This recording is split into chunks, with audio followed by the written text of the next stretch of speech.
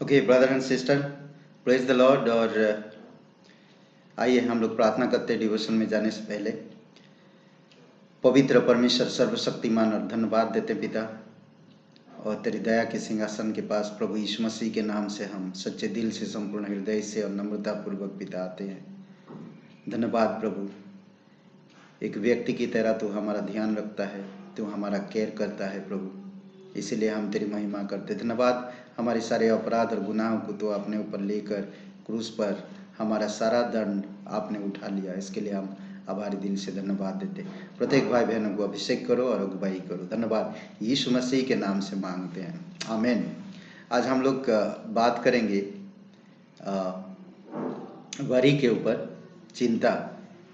Okay, हर एक इंसान आज इस धरती पर चिंताओं में डूबे हुए हैं, चाहे वो अमीर हो, चाहे वो गरीब हो, चाहे वो सरकार हो, चाहे वो कोई भी कंपनी हो।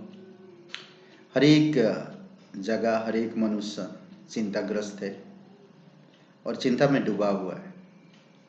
चिंताओं से कोई बच नहीं सकता है, इसीलिए खास करके जो प्रभु यीशु मसीह पर विश्वास करते हैं, विश्वासी लोग, परमेश्वर पर जिनका भरोसा है, उनको चिंता करने की ज़रूरत नहीं, क्योंकि परमेश्वर का वचन कहता है और आज्ञा देता है उनको चिंता करने की आवश्यकता नहीं।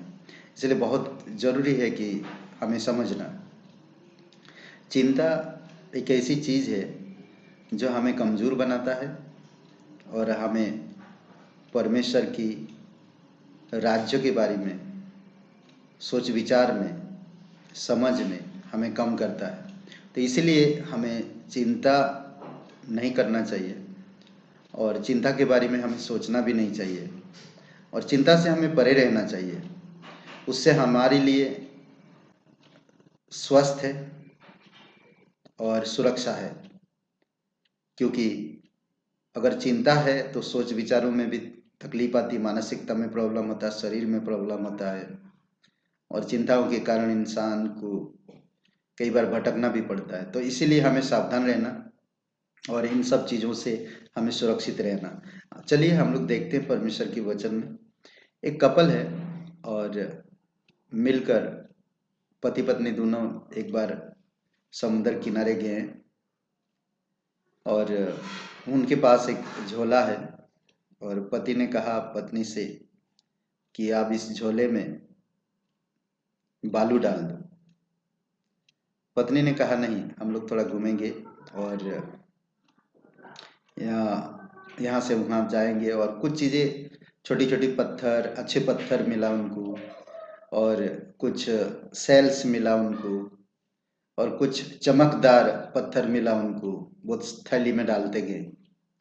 और जैसे जैसे घूमे उन लोगों को अच्छे अच्छे पत्थर मिला और कुछ चीज़ें मिली। उन सब चीज़ों को जो अच्छा लगा उनको मन में, तो वो सब चीज़ें, बड़े बड़े पत्थर, छोटे छोटे पत्थर, कुछ सेल्स, कुछ इस प्रकार की चीज़ें उठा के वो थैला में भरने लगे। और फिर जब भर गया, ये छोटे छोटे पत्थरों, बड़े बड़े पत्थरों से, चमकदार पत्थरों से, खुरदुरे पत्थरों से, समुद्र की पत्थर, उनको अच्छा लगा, सेल से भरा। तो अब बैग में अब क्या कर सकते, तो बोलते कि अभी तो हम बालू, बैग तो भर गया, हम तो बालू तो अब ले नहीं सकते यहाँ पर। तो उसके पति ने कहा कि एक काम करते हैं, हम अब बालू भरते हैं। तो जब बालू भरे, जो खालीपन जगह था वो सारी चीजें भर गया। तो इसी तरह से कई बार हम अपनी परिस्थितियों में ये दरारें ठीक करते हैं। वो परिवार में हम लोग चिंता रहते हैं, बेटी के लिए, दामाद के लिए, बेटे के लिए, हाँ, बुजुर्ग माता पिता के लिए, कई बार बहुत सारे ऐसे चीज़ें हैं, जमीन के लिए, कोर्ट केस के लिए, और कई सारे ऐसे चीज़ें हैं जो हम उन सब चीज़ों को, ये दरारें भरते रहते हैं। परंतु मानिए, आपका जब परमेश्वर पे भरोसा होता, ये खाली जो दरारें हैं ये भी भर जाता है। परमेश्वर स्मूथली, स्ट्रांगली आपको लीड करता है और उन सब चिंता मुक्त से हिलने डुलने नहीं देता है। सोचिए कि वो थैला में जब सारे पत्थर था तो हिल रहा था, डुल रहा था, होल था, उसमें बीच बीच में जगह था, गैप था, पर जब बालू चला गया तो वो फिक्स हो गया पूरी तरह से और पूरा थैला भर गया। तो उसी प्रकार हमारी जीवन में भी कहीं ना कहीं कुछ कमी है। इस कारण से हम लोग चिंताग्रस्त होते हैं। तो वो कमी अगर जब भर जाएगा, और वो कमी को भरने के लिए सिर्फ परमेश्वर है, सिर्फ परमेश्वर भर सकता है। हम पैसों से बहुत सारी चीजें करते हैं, दामाद का घर बसा देते हैं, बेटे का घर बसा देते हैं, पढ़ाई लिखाई में उनको इंसान बना देते हैं, उनके पैरों में खड़ा करा देते हैं, फिर भी चिंता हमारी जीवन से दूर नहीं हो पाती। कुछ चीज तो है जो हमें खाली लग रहा है, और वो है परमेश्वर। इसीलिए हमें परमेश्वर की वचन में देखते हैं, सबसे पहली वचन हम देखते हैं मत्ती का किताब 6वां अध्याय और वचन 25 में, जीवन के लिए चिंता मत करो। कभी भी हमें जीवन के लिए चिंता नहीं करना चाहिए। ये जीवन में खाना, पहनना, रहना, इसी के लिए तो हम इंसान है आज, इसी के लिए चिंता करते हैं। अगर आप मत्ती का 6वां अध्याय 25 से लेकर 24 से लेकर आप 33 तक पढ़ेंगे, 34 तक पढ़ेंगे, तो बहुत सुंदर बातें कहता है, बहुत सुंदर बातें कहता है। पक्षियों के बारे में कहता है, रोड के साइड में जंगलों की जो रास्ता जाती है, खेतों के बीच में या जंगल के बीच में जो रास्ता जाता, जंगल के किनारे जो पेड़ होते हैं, ये पेड़ अपने आप पड़ते हैं। पक्षी अपने आप ना तो बोते हैं ना तो काटते हैं, फिर भी परमेश्वर उनको खिलाता है। भाइयों, परमेश्वर आपसे प्यार करता है। परमेश्वर कहता है कि तुम चिंता मत करो, जीवन के लिए चिंता मत करो, ना खाने के लिए, ना पहनने के लिए, ना रहने के लिए। परमेश्वर जानता है, अगर आप उसके संतान हो तो परमेश्वर जानता है आपको किस चीज की जरूरत है, तो इसलिए आपको चिंता करने की जरूरत नहीं है। जीवन के लिए तो चिंता करना नहीं चाहिए, बहुत जरूरी है। और हम देख सकते हैं, एक वचन कहता है ना, या 25 में, इसीलिए मैं तुमसे कहता हूं कि अपने प्राण के लिए यह चिंता ना करना कि हम क्या खाएंगे और क्या पहनेंगे, और ना अपने शरीर के लिए क्या पहनेंगे, क्या पिएंगे, क्या खाएंगे, क्या पिएंगे, और अपने शरीर के लिए क्या पहनेंगे। क्या प्राण भोजन से और शरीर वस्त्र से बढ़कर नहीं है। फिर वो उदाहरण देता, आकाश के पक्षियों को देखो। ये सुंदर बात परमेश्वर समझाता है। कई बार हम लोग बहुत बड़ी करते हैं, चिंता करते हैं, समझ रहे हैं। परमेश्वर आपका हर एक दिन जानता है, आप किस तरह से गुजरेंगे वो सब कुछ जानता है। इसीलिए आपको मुझे संभलना और संभालना। अगर आप लूका का 10वां अध्याय में 41 वचन में कहते हैं, मार्था मार्था तू बहुत सारे बातों में चिंता करती है और घबराती है। बहुत सारे काम करना चाहते हैं हम और घबराते भी है, हुआ या नहीं होगा कई बार। इसलिए संपूर्ण रूप से भरोसा रखिए। फिलिपियों का 4:4, आनंदित रहिए। 4:6, किसी भी बात की चिंता मत करिए। पहला पतरस 5:7, परमेश्वर आपको ध्यान देता है। परमेश्वर की वो सारी चिंताएं दे दो आप, वो आपका ध्यान है।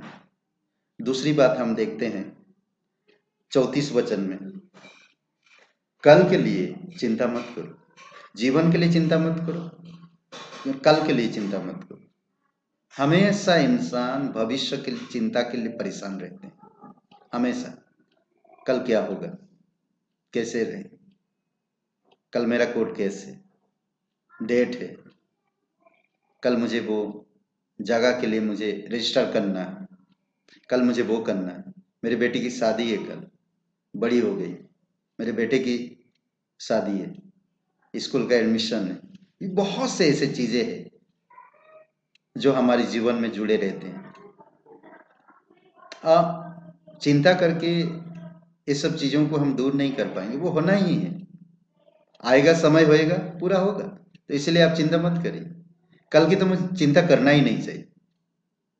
क्या कहता है 34 वचन में, मत्ती का 6:34 में अद्भुत बात कहता है, अतः कल की चिंता ना करो, क्योंकि कल का दिन अपनी चिंता आप कर लेगा।